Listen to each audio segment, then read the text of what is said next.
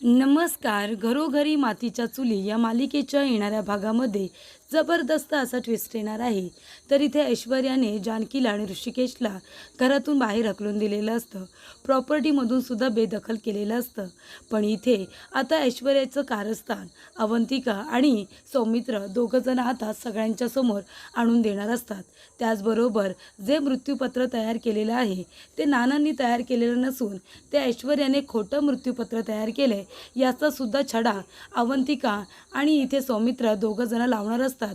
त्याचबरोबर ऋषिकेशला आणि जानकीला घरी परत घेऊन येणार असतात. त्यांना अगदी त्यांच्या मानासकट.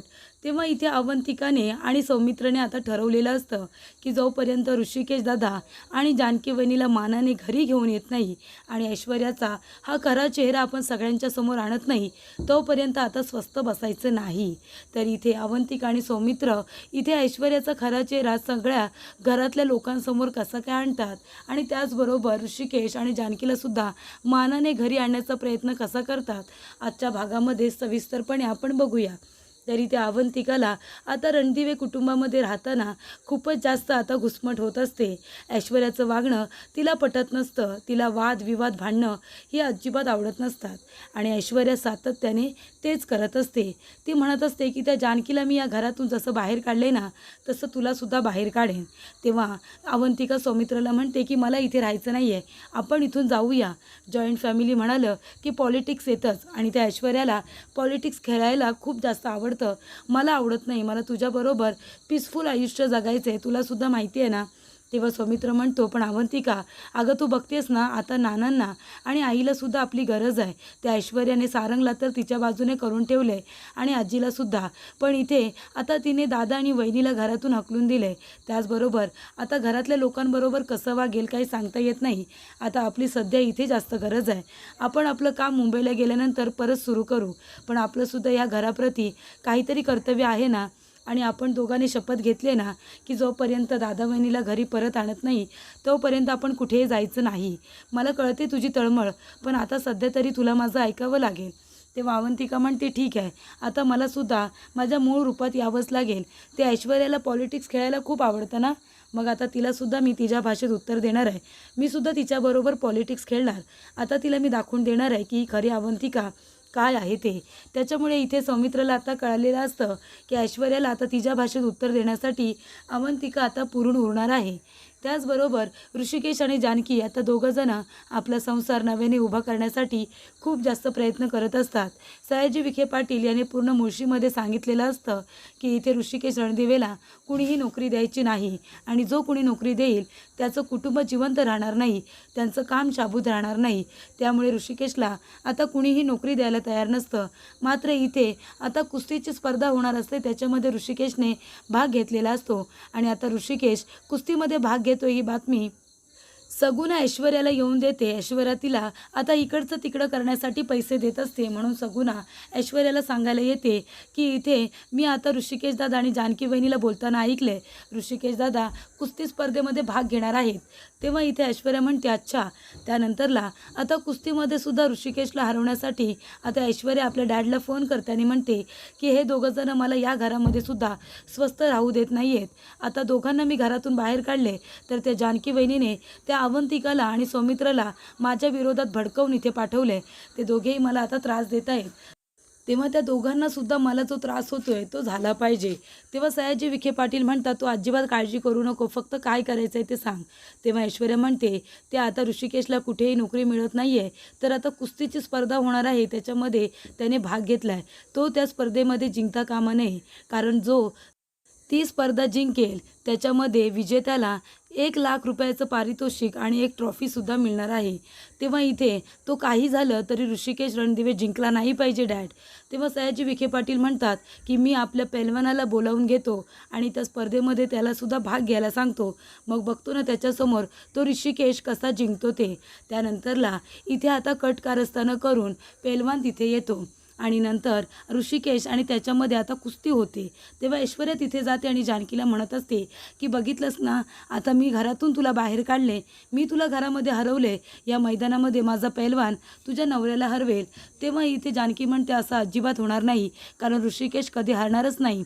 त्यांच्या मागे माझं प्रेम आहे, त्यांच्या बायकोचं प्रेम, लेकीची माया आणि आईवडिलांचा आशीर्वाद आहे, त्याच्यामुळे तेच जिंकणार. आणि ऋषिकेश इथे आता छान पद्धतीने त्या पेलवानाला त्याला हरवतो आणि इथे ऋषिकेश जिंकतो. तेव्हा जानकी म्हणते, तिकडे बघ ऐश्वर्या, ऋषिकेश जिंकलेले आहेत, ते कधीच हारणार नाहीत. त्याच्यामुळे आता इथे 1,00,000चं पारितोषिक आणि ट्रॉफी ऋषिकेशला मिळालेली असते. आणि तो आता इथे गुलाबच्या घरी राहत नाही, कारण गुलाबची बायको सगुना ही इकडचं तिकडं करत असते. त्याच्यामुळे आता ऋषिकेश आणि जानकी दोघेजण ओवीला घेऊन आता आश्रमामध्ये जातात, ज्या ठिकाणी इथे हेमंतराव काका राहत असतात. त्या ठिकाणी ते लोक जातात, कारण हेमंतराव काका म्हणतात की तुम्ही आता तिथे राहायचं नाही, आपलं घर आहे ते कशाला, तुम्ही सगळेजण आपल्या घरी चला. त्यामुळे इथे आता जानकी ऋषिकेश आणि ओवीला घेऊन हेमंतराव काकांकडे जाऊन आता राहतात. त्यानंतरला अवंतिकाने सुद्धा सगुणाला चांगला दम भरलेला असतो. अवंतिका म्हणते, काय गं जानकी वहिनीने तुला कधीच मदत केलेली नाही आहे का? गुलाबला तर किती भावाप्रमाणे मान देतात, गुलाबला हवं नको ते सगळं देतात, आणि हे सगळं विसरलीस कशासाठी? तर पैशासाठी का? पैसे तुला जानकी वहिनी देत नव्हते का? आणि जानकी वहिनी तुझ्या इथे राहत होत्या, तुला त्यांचा काय त्रास होता गं? सगळं काम तर त्या करत होत्या, उलट तुला जे हवं नको ते सुद्धा बघत होत्या. तुला त्रास होऊ नये म्हणून तुझ्यावरचं सगळं काम त्या करत होत्या. तरीसुद्धा 2-4 दिवस तुझ्या इथे राहिल्या, त्यांना सुखाने तू राहू दिलं नाहीस. हे सगळं करून तुला काय मिळालं? तेव्हा इथे अवंतिका आता सगुणाला चांगला दम देते आणि घरी येण्यासाठी आता मनाई करते. त्यानंतर इथे अवंतिकाने सौमित्राला सांगितलेलं असतं की ऐश्वर्याला पॉलिटिक्स आवडतं ना, तर आता मी तिच्याबरोबर पॉलिटिक्स खेळणार. तेव्हा अवंतिका आता ऐश्वर्याला धडा शिकवायचं ठरवते आणि सुमित्राला म्हणते की आई, या घरामध्ये जानकी वहिनीनंतर जर मोठं कोण आहे तर कोण असेल? तेव्हा सुमित्रा म्हणते, अगं तूच आहेस ना, सौमित्र हा सारंगपेक्षा मोठा आहे, मग तू मोठी झालीस. तेव्हा इथे अवंतिका म्हणते, मग आता मला हक्क अधिकार काही नाही आहेत का? अहो चाव्या, तुम्ही ऐश्वर्याला कशा काय दिल्यात, माझ्याकडे का तुम्ही दिल्या नाहीत? कारण मला जे हवं नको, जे मला हवं असेल ते मी कुणाकडे मागू? त्या ऐश्वर्याकडे मागू का? ती माझ्यापेक्षा लहान असून. मग ती चावी जर मला मिळणार नसेल तर ती तुमच्याकडे ठेवा, मी तुमच्याकडून मागून घेईन, मला जर काय हवं असेल तर. तेव्हा सुमित्रा म्हणते, हो गं, तू सुद्धा बरोबरच बोलतेस. तेव्हा सुमित्रा म्हणते, ऐश्वर्या, अगं त्या घराच्या चाव्या ज्या तुझ्याकडे आहेत ना, त्या तू अवंतिकाकडे दे ना. तेव्हा ऐश्वर्या म्हणते, आई पण त्या तुम्ही मला दिल्या होत्यात ना. तेव्हा सुमित्रा म्हणते, अगं मग काय झालं, तुझ्याकडे राहिले काय किंवा तिच्याकडे राहिले काय? जानकीनंतर तीच मोठी आहे ना या घरामध्ये, तिचा मान मोठा, सौमित्र सारंगपेक्षा मोठा आहे की नाही? तेव्हा इथे अवंतिका म्हणते, आई तिला जर माझ्याकडे द्यायच्या नसतील ना तर तुमच्याकडे चाव्या ठेव्या, कारण तुम्ही या घरामध्ये सगळ्यात मोठे आहात, ज्याला कुणाला पाहिजे असेल तुमच्याकडून आम्ही घेऊ ना. तेव्हा इथे सुमित्रा म्हणते, बरं ठीक आहे, आणि ते ऐश्वर्याकडून आता चाव्यासुद्धा काढून घेते. तर इथे आता सगुणाला चांगला दम दिलेला असतो, त्याच्यामुळे सगुणाला आता जानकीबरोबर बोलायलासुद्धा लाज वाटत असते, कारण तिने खूप मोठी चुकी केलेली असते. जानकीला जाऊन 1 दिवससुद्धा झालेला नसतो, तर ती लगेचच इथे ऐश्वर्याकडे चुगल्या करायला सुरुवात करते. तेव्हा अवंतिका म्हणते, ऐश्वर्या बघितलंस ना, तुला खेळ खेळायला खूप आवडतात ना, आता मी सुद्धा तुला तुझ्या भाषेत उत्तर देईन. बिचाऱ्या जानकी वहिनी घराची इज्जत सगळं काही सांभाळून घेत होत्या, पण मी तसं करणार नाही. मी तुला तुझ्या भाषेत उत्तर देणार आहे. तर इथे अवंतिकाने आता ऐश्वर्याला धडा शिकवल्यानंतर आता सौमित्र म्हणतो की आपण आता जे विलचे पेपर तयार केलेत, मृत्यूपत्र तयार केले, त्याच्याबद्दल तुझ्या डॅड बरोबर बोलूया. तेव्हा इथे आता दामले वकील म्हणजे अवंतिकाचे वडील हे खूप मोठे लॉयर असतात, त्यांची खूप मोठी फर्म आहे आणि त्यांचा नाव लौकिकसुद्धा मोठा आहे. तेव्हा इथे आता तुझ्या वडिलांना आता शहाणे वकिलांना विचारायला सांग ना की काय खरं काय खोटं, त्यांनी मृत्यूपत्र कधी तयार केलं. तर इथे अवंतिका म्हणते, सौमी, अरे बरोबर बोलतोयस तू, आपण याच्यामध्ये डॅडची मदत घेऊ शकतो. डॅडला शहाणे वकील नक्की सांगतील ते मृत्यूपत्र खरं आहे की खोटं. तेव्हा इथे आता सौमित्र म्हणतो की तुझ्या डॅडजवळ लवकरात लवकर बोलून घे. त्याच्यानंतरला आता शहाणे वकील यांना धडा शिकवण्यासाठी इथे दामले वकील आलेले असतात. अवंतिकाने त्यांना मदतीसाठी आता बोलावलेलं असतं. ऐश्वर्याला जर धडा शिकवायचा असेल तर मृत्यूपत्र खोटं तिने तयार करून घेतलंय हे आता सगळ्यांच्या समोर आणायला हवं. तेव्हा इथे आता सौमित्र सारंगला दामले वकील आणि इथे शहाणे वकील यांच्यासमोर घेऊन जातो. तेव्हा इथे दामले वकील विचारत असतात की शहाणे वकील, मला तुम्हाला एक मृत्यूपत्र दाखवायचं आहे, हे मृत्यूपत्र तुम्ही तयार केलेत का? तेव्हा शहाणे वकील म्हणतात हो.